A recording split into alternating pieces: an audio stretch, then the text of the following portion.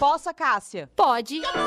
Posso, David? Pode. Posso, Jenny? Pode. Posso, Ana? Pode. Posso, Jack? Pode. Posso, Gabi? Pode. Posso, Luan? Pode. E aí, galera? Posso? Pode!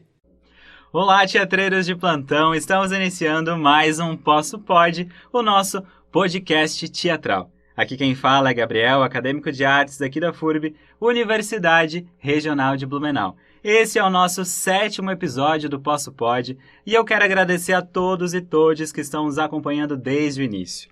E lembrando para quem está chegando agora que o nosso Posso Pode é um podcast de conversas teatrais com grupos de teatro. Primeiramente, estamos começando com os grupos de teatro aqui de Blumenau, cidade da nossa universidade.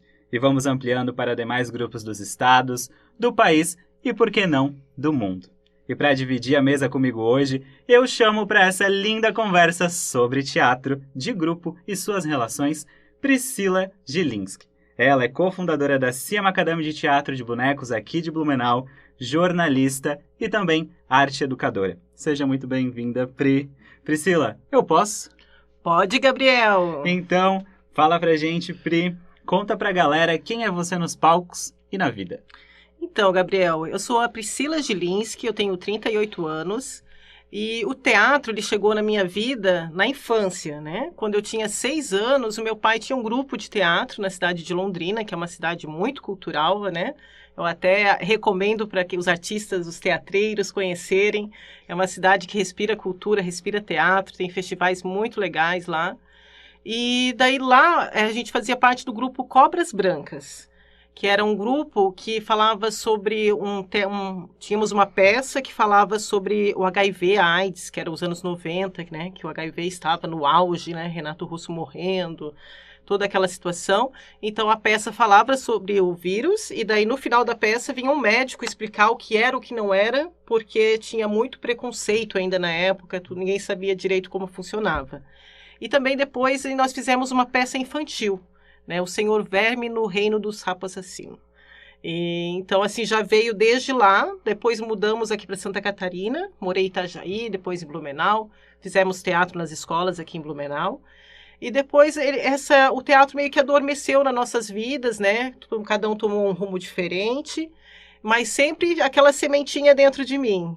E daí, depois de um tempo, eu conheci alguns amigos que eram de Santiago, do Chile, e daí eu conheci o estúdio deles, o ateliê, e quando eu entrei naquele ateliê e vi vários bonecos de todas as formas e jeitos que eles faziam teatro de bonecos, eu fiquei impressionada, né? Então, assim, foi uma lembrança que, nossa, eu pensei, eu preciso fazer teatro de bonecos.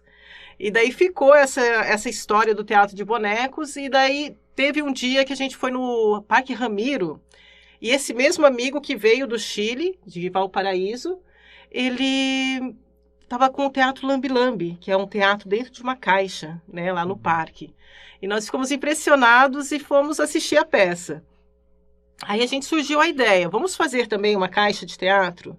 Aí eu e o meu companheiro, Rafael Leandro, e a minha irmã, que estava junto, nós assistimos o espetáculo, e cada um fez a sua caixa de teatro, né? O Rafael Leandro que cuidou da iluminação e fez os bonequinhos em miniatura de madeira, ele talhou na madeira, e daí cada um fez um espetáculo diferente, e nós começamos a ir para as praças para apresentar esse teatro, né? Que como é dentro de uma caixa, é individual, cada pessoa assiste uma vez, então dá muito certo em praças esse teatro, né?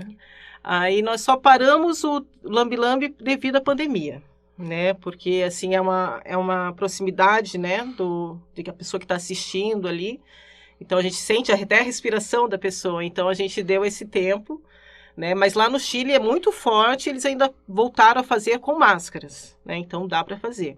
Só que daí a gente sentiu a necessidade de ampliar esse público, porque as escolas precisavam muito de teatro também, chamavam a gente. E o Lambi Lambi, para tu fazer para uma sala de aula, é um pouco cansativo, porque é uma pessoa por vez. Então aí a gente, através de pesquisas, fizemos os marionetes de fios, né? E daí começamos a apresentar, primeiro com um teatro sobre Fritz Miller e agora sobre Cruz e Souza. Ah, legal. Pri, me toca bastante esse lugar ali que tu fala do espetáculo sobre o HIV, porque é um lugar que eu não vejo muito ser tocado pela arte nos dias atuais. Então, eu fico muito feliz de que eu não tive a oportunidade de me deparar com este espetáculo, mas fico muito feliz que ele ocorreu. Isso. E que... O nome do espetáculo era Os Olhos Verdes da Neurose, porque as pessoas ficavam muito assustadas ao saber que, né, ao descobrir o vírus, né? Porque hoje tá tudo bem, Sim, né? hoje, De uma certa forma, atualmente, o Covid, o câncer mata mais que o HIV, né? Se tu se cuidar. Só que a gente viu o Cazuza morrer, a gente viu o Renato Russo morrer, então foi bem complicado, né, nos anos 90. Tu já participou de outros grupos de teatro, hoje tu tá com a Cia Macadame. Isso. Eu sei que é uma companhia exclusiva de bonecos e que iniciou os seus trabalhos em 2015. Então, desde lá são 7 anos de trabalho com esse grupo. E nesse processo eu entendo que surgem algumas demandas de produção que eu gostaria que você falasse pra gente como que funciona. Por exemplo, a construção de um cenário, a construção desses bonecos, que é o principal material de trabalho de vocês. Vocês contam histórias através dos bonecos. Então, conta um pouquinho pra gente como que vocês fazem essa produção da materialidade no processo de criação de vocês, assim, do grupo. Então, Gabriel, os espetáculos da Cia Macadame, eles iniciam a partir da escolha do personagem. Nós sempre buscamos personagens históricos, né? Começamos com Fritz Miller e agora estamos com Cruz e Souza. Então, inicia através de uma pesquisa sobre o personagem.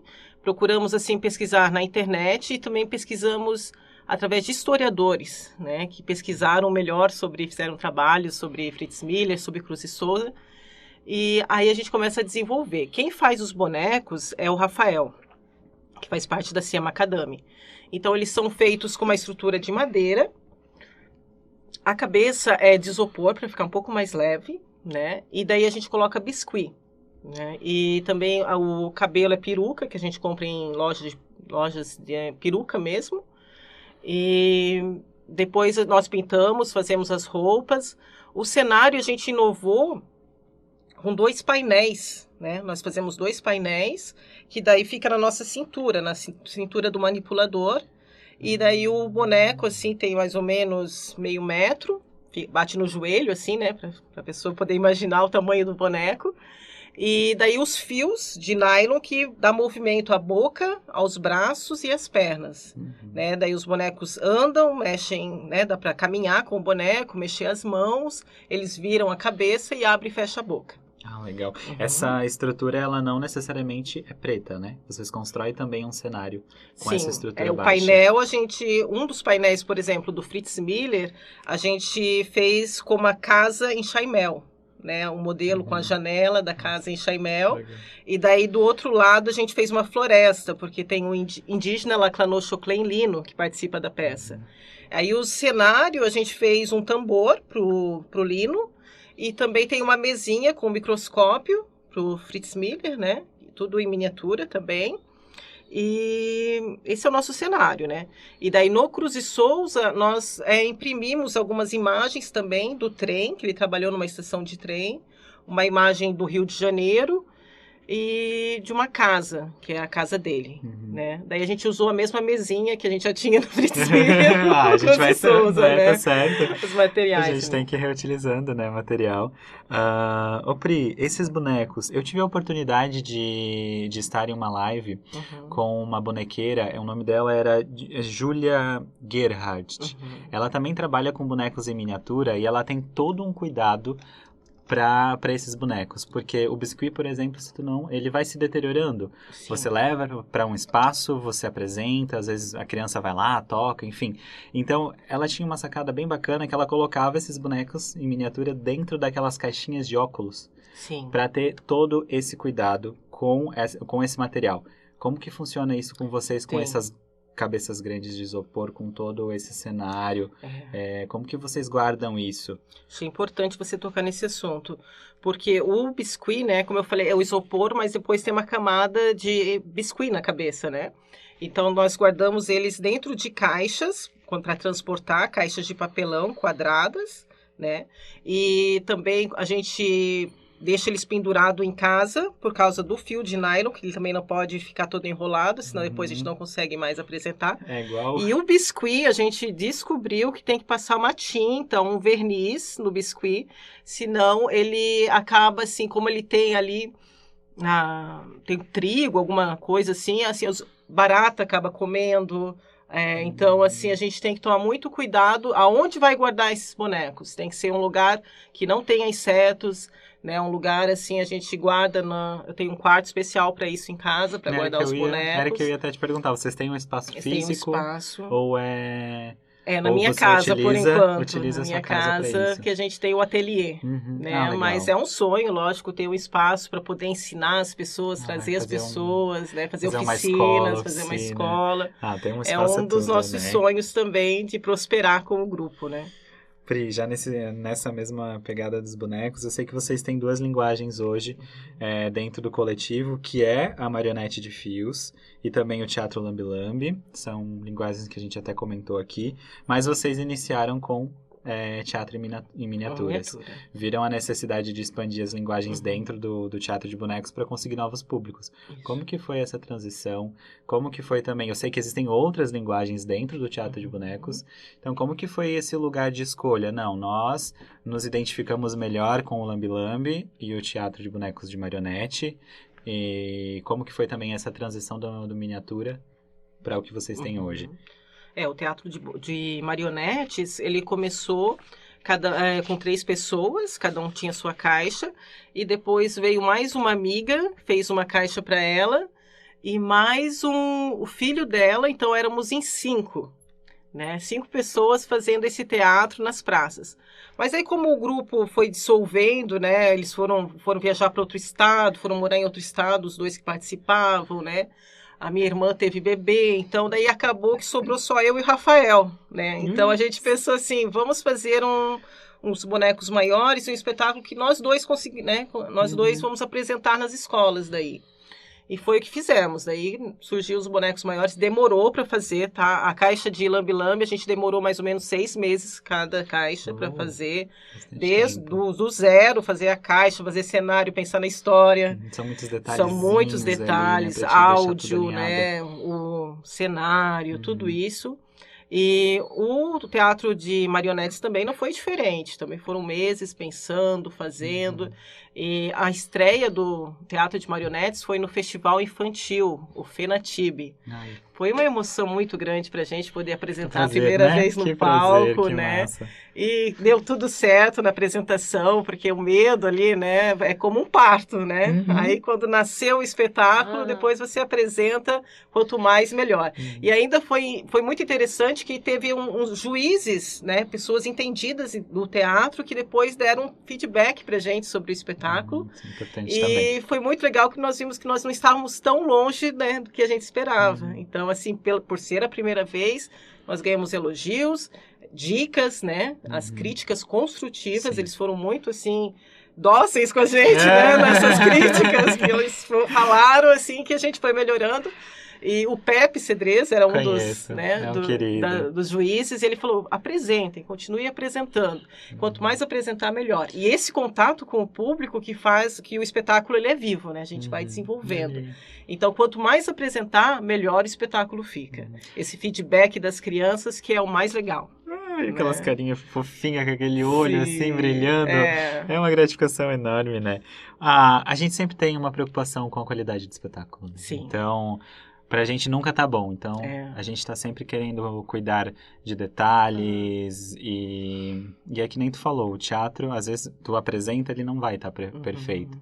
Mas essa troca, essa relação com o público, você ganha dicas de profissionais da área, vai sempre encorpando, ganhando forma pra, né, conseguir construir um espetáculo gigante e muito... É uma preocupação a qualidade, tanto a qualidade dos bonecos quanto do espetáculo, porque a gente vai fazer as pessoas saírem de casa para encontrar a gente e a gente quer surpreender as pessoas. A gente quer fazer valer a pena a pessoa sair de casa e assistir esse espetáculo.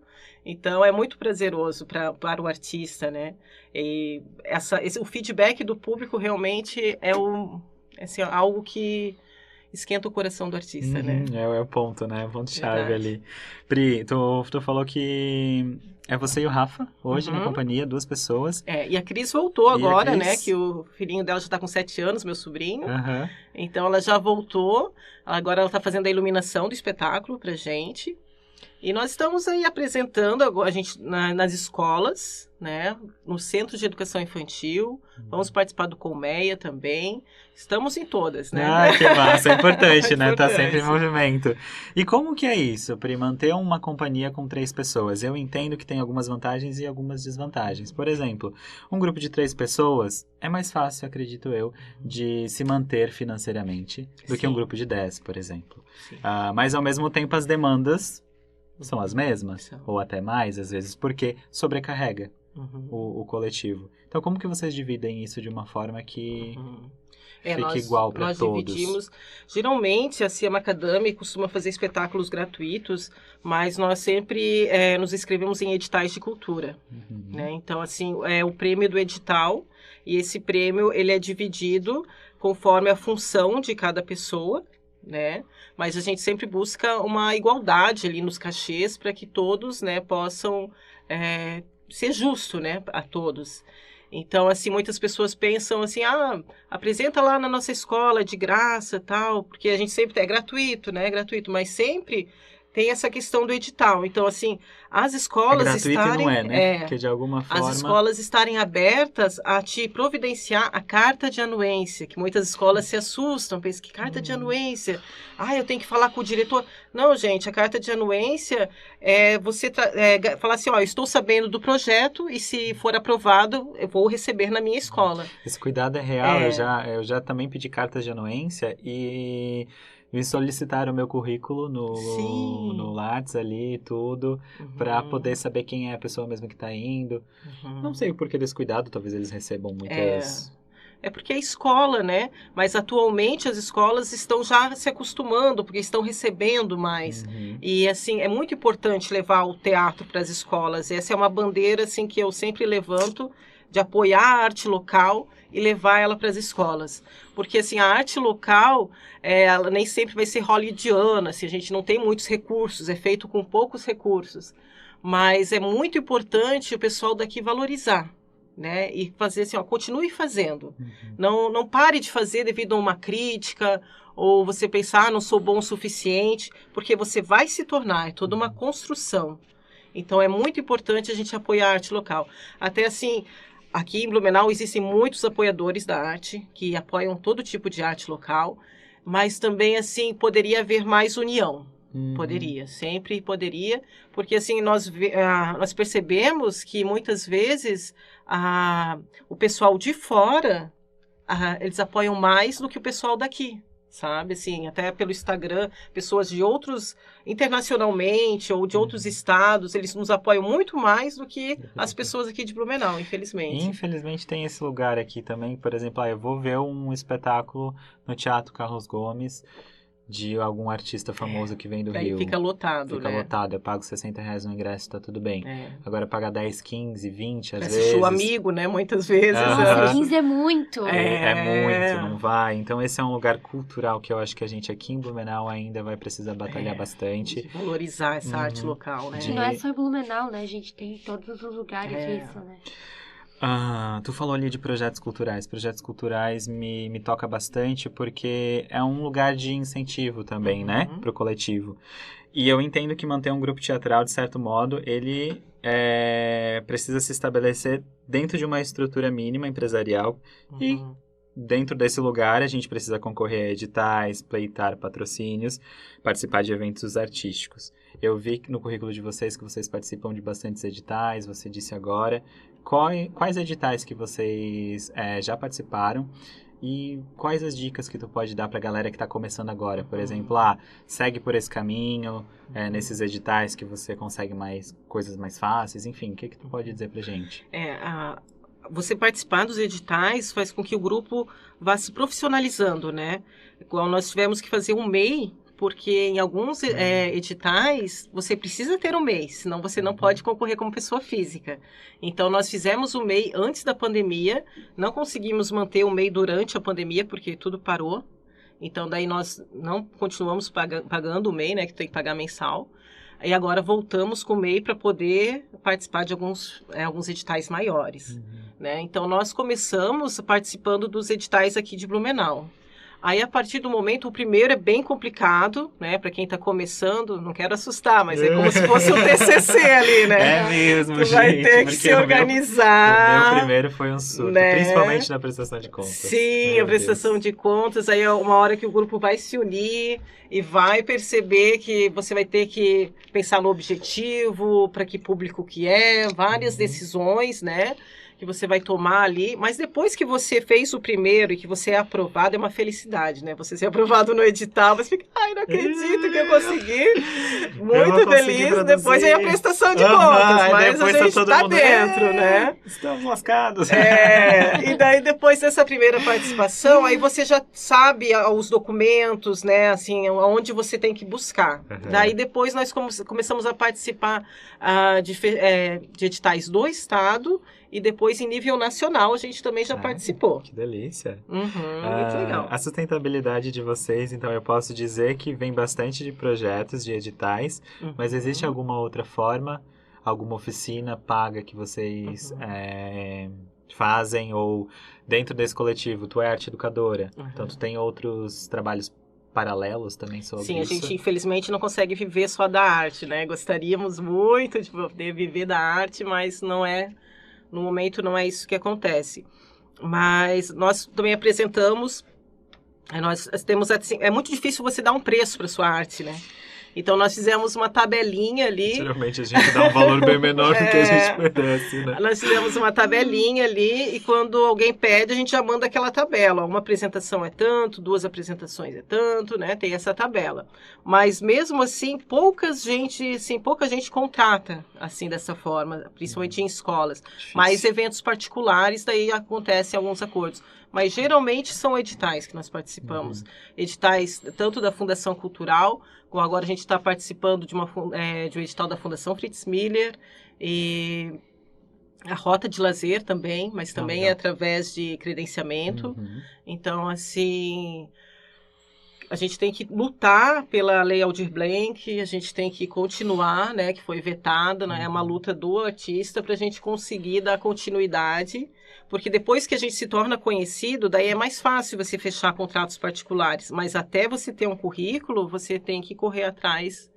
É resistência, né? Resistir a tudo. Persistência. Bem isso aí. E eu acho que também é esse lugar da gente formar público, né? Formar plateia. Isso também eu acho que nos ajuda, assim. A formação de público. Por isso que eu acho que o teatro nas escolas é a raiz de tudo. Que é você acostumar as crianças a assistirem ao teatro, elas chegarem em casa falando, assisti um teatro na creche, né? Não se fala mais creche, é Centro de Educação Infantil, ou na escola. E eles falarem, né? E as crianças, eles ficam muito encantados com os bonecos. Eles participam muito, eu vi gritam, alguns vídeos de vocês no Instagram. Participam. E que elas estavam todas assim, acho que era do Fritz, era do Fritz Miller. Elas estavam lá assim, eu quero. E daí, na mesma hora, eu pensei, meu Deus, esses bonecos, eles vão destruir, mas elas estão muito felizes. Sim, a gente tem que deixa elas, mas eu vou cuidar pra não. E o Fritz Miller, o boneco, ele anda descalço, né? Porque o Fritz Miller também andava descalço. Aí uma vez o menino falou, leva o Fritz Miller pra casa, senão ele vai pegar friagem, porque ele tava descalço, né? Aí eles falam, vocês vão voltar amanhã, eles acham que a gente já vai chegar amanhã com uma nova história, com novos episódios. Eles querem que tu fique. As crianças, assim, é a pureza mesmo. Participei um bom tempo também com o Teatro Escola, através de um patrocinador daqui, acho que muitos grupos também fazem isso e é bem esse lugar, assim. E esse Teatro Escola, eu acho que tá muito ligado a teatro comunidade. Então, eu acredito muito nessa ligação do teatro com a comunidade, na potência que ela tem, que o teatro tem de transformação, né? Só que, ao mesmo tempo, eu entendo também que o teatro, infelizmente, não é para todo mundo. Então, nós, artistas, precisamos buscar essa descentralização da nossa arte. Sim. E entendo que, pela tua fala, é algo também muito potente para ti, para o teu grupo. Como que vocês buscam isso? Então, nós participamos de um edital de ocupação do Teatro Carlos Gomes e foi a estreia do espetáculo Cruz e Souza. E daí nós resolvemos fazer uma apresentação beneficente, né? Que as pessoas trariam 1 quilo de alimento para poder assistir o espetáculo. Aí nós fizemos uma parceria com o Instituto BIS, que a professora Carolina Carvalho nos indicou. Então, muitas pessoas que nunca haviam ido ao teatro tiveram a oportunidade de, pela primeira vez, no teatro assistir o espetáculo. Ah, isso então, é isso pra maravilhoso, gente né? foi Isso é incrível. E depois os alimentos foram doados para o Instituto, né? Então, assim, é muito legal dar essa oportunidade para quem nunca assistiu um espetáculo poder ir ao teatro, né? E essa proximidade do Teatro Carlos Gomes com a comunidade é importantíssimo. Como eu falei para você, na minha infância, eu corria pelos corredores do teatro, e isso planta uma semente dentro da gente. Então, de levar as crianças e deixarem elas correrem naquele teatro, para ter essa lembrança, né? Que, quem sabe, né, a gente não vai ter mais atores, mais teatro e vamos ter uma cena cultural arte, né? maior. Uma cena cultural maior. Porque, assim, muitas, assim, eu percebo nas cidades pequenas, assim, que eu já dei aula no Belchor, ali em Gaspar, que as crianças são muito tímidas. Então, o teatro também, como arte educadora, é você desenvolver isso também, né? Você chegar com novas propostas. Que, como eu comentei, tem muitos professores que são acomodados. Entende? Assim, falta estrutura? Falta, mas falta também você chegar com novas propostas, com planejamentos, né? Até ocupar o espaço, né, Pri? Sim. Eu não tenho verba, a gente entende que as escolas têm essa carência de verba, mas o que eu posso fazer com o que eu tenho? Usar a criatividade, construir, sair do comodismo. Desde exercícios teatrais, teatro de sombras, teatro de bonecos. Eu já fiz várias experimentações, teatro lambe-lambe na escola com caixas de papelão, eu fiz também. Só que depois eu fiz em dupla, daí as crianças brigavam para quem ia levar a caixa para casa, porque cada dupla fez uma caixa. Aí a gente combinou que ficava 3 dias na casa de um, 3 dias na casa do outro. Mas eles realmente adoram, né? Porque a criança, o brincar já é natural. Então você trazer os bonecos, você pode falar de qualquer assunto, qualquer disciplina através dos bonecos, né? Era muito isso que eu queria te perguntar, como que tu utiliza essa tua pesquisa com os bonecos dentro do teu ensino, dentro da arte e educação, porque é um lugar incrível, né? Sim. Então, e também, qual foi o teu maior desafio? Então, assim, quando eu trabalho nas escolas com o teatro, eu gosto muito de ouvir as crianças, né? Que mensagem que elas querem transmitir, né? Então, geralmente eu começo com uma roda de conversa, porque essa questão da escuta é muito importante. Porque você chegar e já falar, você vai fazer isso, aquilo, para mim isso não é teatro. Então a gente vai fazer uma escuta, vai ouvir o que eles querem falar, né? Aí fazer chuva de ideias, várias situações assim.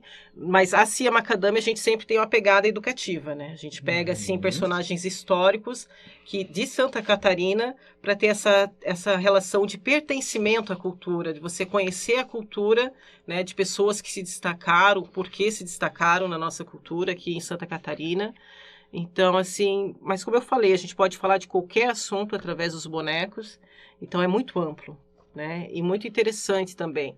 Assim, as crianças, até através da ludicidade, eu fiz uma experiência com teatro de sombras, e eles levaram dinossauros, seus brinquedos, e, né, viram ali a sombra, interagiram com essa sombra. Já é um início, Que massa, né? Já é um início. E o teatro de bonecos é legal que eles vão perdendo a timidez através do boneco, para depois fazer o teatro tradicional. Mas eu também sempre deixo eles escolherem, né? Se eles querem fazer de boneco, se querem fazer o tradicional, se querem fazer dança. Eu sempre deixo uma coisa bem ampla através dessa escuta ativa que eu faço. Eu acho que deixar essas coisas em aberto, assim, para eles, tu causa um efeito bem positivo, porque a gente entende que os alunos hoje estão bem desmotivados. Sim. Então, entendo também que toda uma estrutura escolar de regras, de você precisa fazer isso dessa forma, precisa sentar um do lado do outro, e a arte não, ela não é bagunça, não é esse um lugar, a arte tem suas regras, só que são regras um pouco mais libertárias, eu acredito, entendo esse lugar, então a gente começa a tirar eles desse lugar de desânimo mesmo. Então é isso que tu fala, a gente não vai lá impor uma disciplina, a gente não vai impor uma pesquisa, a gente vai ser o mediador de várias coisas que eu estou entregando para vocês. Então, existem muitos professores conservadores que a gente vai ter que enfrentar nessa luta, a própria gestão da escola, porque o teatro ele precisa de espaço, ele precisa de barulho, né? Então, muitas vezes, se você puder ter um ateliê, uma sala de teatro, ajuda muito, né, a desenvolver isso, né? Porque às vezes, se você faz na sua sala de aula normal, o professor do lado reclama que você está fazendo barulho, Sim. né? Uma vez eu os alunos levaram violão para a sala, batuque, mas também a gente daí entra naquela disputa ali que a gente tem o direito de fazer a arte, mas também a gente tem que respeitar o ambiente escolar. Então, assim, mas eu sempre fui professora ACT, né, que é temporária, mas se você consegue se efetivar numa escola, você vai ter que lutar por um espaço, uma área para a sala de artes. Tem que ter a sala de artes ou a sala de teatro. Seria bom ter a sala de artes e a sala de teatro, né, que você pudesse levar eles ali, poder gritar, poder falar, poder batucar. Então, tem que ter, assim. E as crianças precisam, né, gastar um pouco dessa energia. Sim, sim. Né? E que daí ajuda as outras disciplinas também, que daí eles já chegam mais tranquilos. Igual a criança, né? Deixa correr, que daí depois de noite vai estar cansado. Pri, eu vi que o Fritz Miller lidou bem com a pandemia. Ele gravou vários vídeos. Sim, eles fizemos vídeos. Tivemos que inovar. E participamos de bastante festivais online. Né? Participamos do Funarte também de forma online. Fizemos uma oficina para ensinar a iluminação das caixas de teatro em miniatura, o Teatro Lambi Lambi. Nós fizemos uma oficina para ensinar a fazer a iluminação. E o que ajudou muito foi a Lei Aldir Blanc. Né? Sem todos, né? A todos, porque não foi uma lei emergencial ali, né? O grupo só não acabou devido a essa lei emergencial. Então, mais uma vez, eu, né, bato nessa tecla que a gente tem que lutar para não ser vetado e a gente continuar com essa lei para fomentar a arte, a cultura, para a gente continuar fazendo.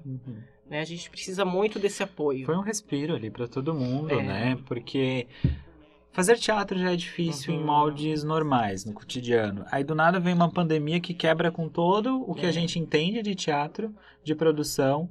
A gente foi a classe do teatro, de evento, foi a classe que mais foi prejudicada, porque não podia ter contato social, e teatro sem contato social não é teatro. Olha só, a gente tem aqui, galerinha, até uma sonoplastia. Antes foi o meu relógio, agora o dela é sobre. Sonoplastia ao vivo, galera. Sonoplastia. E assim, então, foi um respiro para toda a galera. E então vocês lidaram através desse projeto. Se não fosse o projeto, provavelmente o grupo de vocês ia ficar adormecido. Ia ficar adormecido, como muitos ficaram. Isso. E muitos que sobrevivem apenas do teatro que sofreram mais ainda, né? Porque ainda eu tinha essa renda de professora ainda na época, mas as pessoas que viviam só de teatro foi bem mais complicado ainda, né? Para poder se virar nesse momento. E os bonecos também, a gente tem os bonecos e a gente não pode ficar criando poeira nesses bonecos. A gente tem que pôr eles na rua, a gente tem que apresentar. Porque eles também sentem. Eles também sentem, com certeza. Eles não querem ficar empoeirados, eles querem estar com contato, o público. Também com o público. Né? Pri, como é a relação do grupo de vocês com a classe teatral aqui de Blumenau? Com os grupos? Sim. Como eu comentei com você, tem muitos apoiadores da arte local aqui. Tem, né, nossos aliados, as pessoas que realmente ajudam a gente, que compartilham, curtem as nossas coisas, né? Eu faço parte também de um grupo da setorial de teatro aqui da Fundação Cultural. A Fundação Cultural também apoia bastante essa gestão que está agora ali, né? Muito legal com a gente ali, com todos os grupos. E poderia haver mais união, sim, poderia.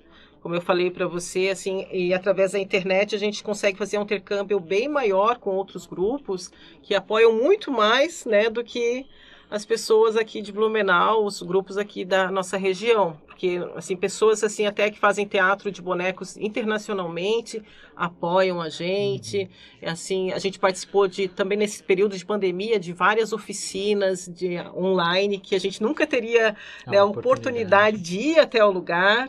Né, conhecemos vários bonequeiros, né, participamos, trocamos ideias, né, assim, a gente até comprou um material lá do Chile, que é para fazer bonecos maiores, que nós também temos essa intenção de fazer bonecos maiores, e desenvolvendo as técnicas. E as pessoas, os outros grupos de bonequeiros, principalmente, eles transmitem as técnicas, que é tudo uma questão de técnica, de manipulação, de como fazer. Então, assim, até a gente se comunica com um bonequeiro lá do Japão, que ele tem um ateliê, e ele fala qual madeira ele usa, a gente se corresponde em inglês, ele fala. Legal. É muito legal, muito interessante. O pessoal do Chile é bem acolhedor, assim, por Sim. isso. Pri, você acha que rola um preconceito com o teatro de bonecos ainda, nos dias atuais, como algo muito infantilizado?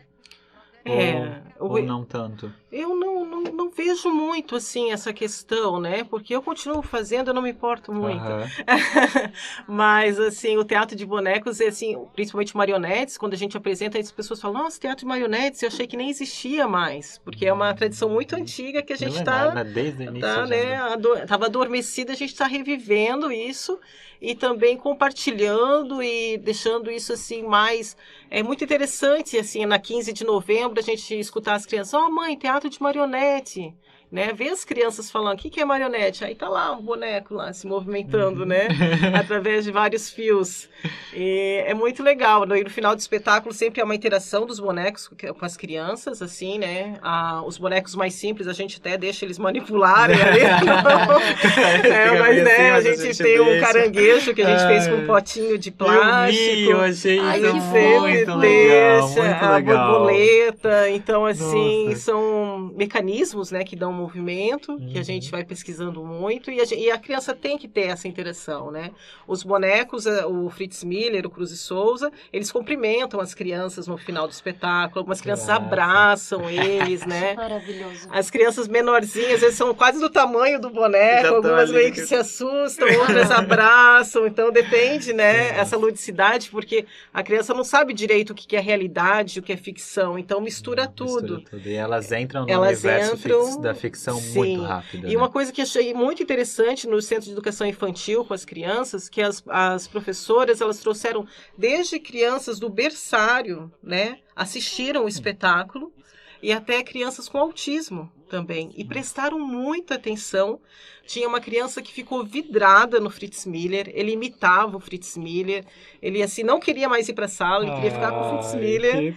E assim, muito legal poder desenvolver também essa inclusão, né, que a gente pensou, né, até como a professora falou, mesmo que seja um neném de colo, ele vai ter alguma lembrança, alguma coisa ele vai assimilar para ele. Já trabalha muito sensível, Isso, o né? simbolismo, então essa subjetividade de cada um. Isso. Então alguma coisa sempre leva. Pode ser que ele não entendeu o enredo, que nem tu falou, mas a subjetividade dele, através das experiências dele, vai tocar em algum lugar, então isso é muito lindo. Porque nesse primeiro semestre nós apresentamos no Centro de Educação Infantil. E agora no segundo semestre nós vamos para as escolas, de 1º ao 6º ano, né? Mas também é um espetáculo que até abrange até ensino médio, porque fala de simbolismo, fala, né, de poesia, tem muita informação ali também, né?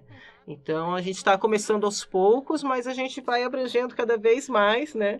E quanto mais apresentar, mais a gente fica conhecido, mais as pessoas nos procuram, né? A CIEMA Academy estamos aí 7 anos, então estamos começando a ficar respeitados, as pessoas estão começando a nos procurar, nos conhecer. Então, é muito legal, assim. Então, eu desejo vida próspera ao nosso grupo. Muita vida longa. Que a gente continue fazendo, com certeza. Pri, vocês têm algo em cartaz? Alguma apresentação próxima que tu já quer ir divulgar pra galera? Esse final de semana, vamos estar no shopping do carro, lá na Itopava Central, perto daquele shopping grande da Itopava Central. Vai ter a apresentação do Fritz Miller no sábado, são 2 sessões, a partir das 2 horas. E no domingo do Cruz e Souza, também 2 sessões, às 2 horas e às 3 horas. Né? E também esse segundo semestre vamos estar nas escolas públicas, né?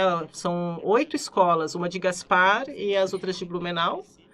E também vamos estar com o espetáculo do Cruz e Souza nos Centros de Educação Infantil, através do edital do Herbert Holitz, que a gente conseguiu também, né? Então, estamos com tudo. CIEMA Academy, esse é o ano. Que delícia! Traje efeito. Com certeza. Pri, infelizmente a gente já está com o tempo limitado, então eu quero agradecer muito a tua presença, a tua disponibilidade de estar aqui com a gente gravando esse podcast, falando sobre a tua trajetória, sobre a trajetória do grupo da CIEMA Academy. Eu quero lembrar também a galerinha que está aí nos ouvindo que além desse episódio com a Priscila da Siam Academy, vocês podem estar acompanhando todos os outros episódios aqui no YouTube da FURB TV. E fica ligadinho que ainda nós temos o nosso último episódio desse projeto lindo. E eu quero reforçar que o nosso Posso Pode é um podcast teatral que nessa primeira edição busca tecer reflexões sobre grupalidade no âmbito teatral. E claro, já que nós estamos falando de grupo, eu quero deixar uma super indicação de um livro. Esse livro aqui é o livro da Samantha Augustine Cohen. É um livro que surgiu através da pesquisa de mestrado da Samantha. A pesquisa de mestrado dela fala sobre trajetórias de grupo e relações, algumas impressões de uma visitante.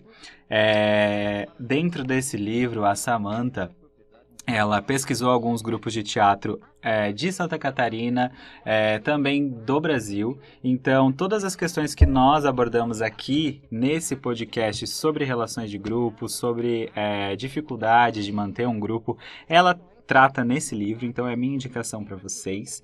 Quem quer aprender um pouco mais sobre o teatro de grupo, vale muito a leitura. E Pri, quero que você finalize pra gente, dando alguns conselhos para essa galera que está iniciando agora num grupo. Eu sei que manter um grupo exige dedicação, exige engajamento, a gente precisa compartilhar das mesmas ideias, dos mesmos desejos. Digo por mim, eu tive algumas relações com o grupo que infelizmente não foram à frente. O nosso grupo ruiu, os grupos que eu participei ruíram entre 2 a 3 anos, então em algum momento a galera começou a buscar outros caminhos. Então, o que pra ti, de toda essa tua experiência, dessa tua trajetória com o grupo, é o mais importante pra gente conseguir manter um grupo igual o de vocês, que já tem 7 anos de estrada, grupo que tem 10 anos, a Cia Carona tem quase 20, mais de 20, eu acho. Então, deixa aí um... Olha, eu acho que esse momento da universidade, de estudantes, é o momento de você criar elos, né? De você conhecer pessoas que têm o mesmo interesse que você, que é fazer o teatro, é fazer acontecer, é montar um espetáculo, é ensaiar, é fazer e não deixar de fazer, né? Pegar as pessoas mais empolgadas, que mais querem ali juntar, fazer o grupo. Assim, aconteceu já da gente ensaiar o ano inteiro a peça, apresentar uma vez, o grupo se separar. Isso acontece, mas não pode desistir, né? Então, assim, continuar nessa luta, continuar fazendo teatro é importantíssimo, né? Que a gente continue. E cuidar com o ego, né? Eu acho que a gente tem que ser humilde, ninguém é melhor que ninguém, e apresentar muito, sabe? E não ter medo das críticas, não ter medo da rejeição. Você tá, como eu falei, o espetáculo ele é vivo. Você começa com uma coisa, depois de algum tempo você vai estar em outra situação.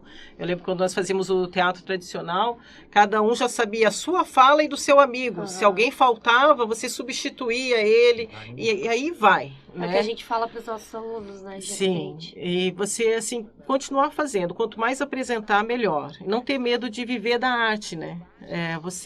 A arte, a gente tem uma economia criativa que ela está cada vez mais forte. Então, continuar e não parar de fazer, né? Por mais obstáculos que tenha, continuem fazendo. Isso aí. Obrigado! Gente, foi um prazer estar aqui com vocês. Muito legal mesmo. Obrigado de novo pela tua participação.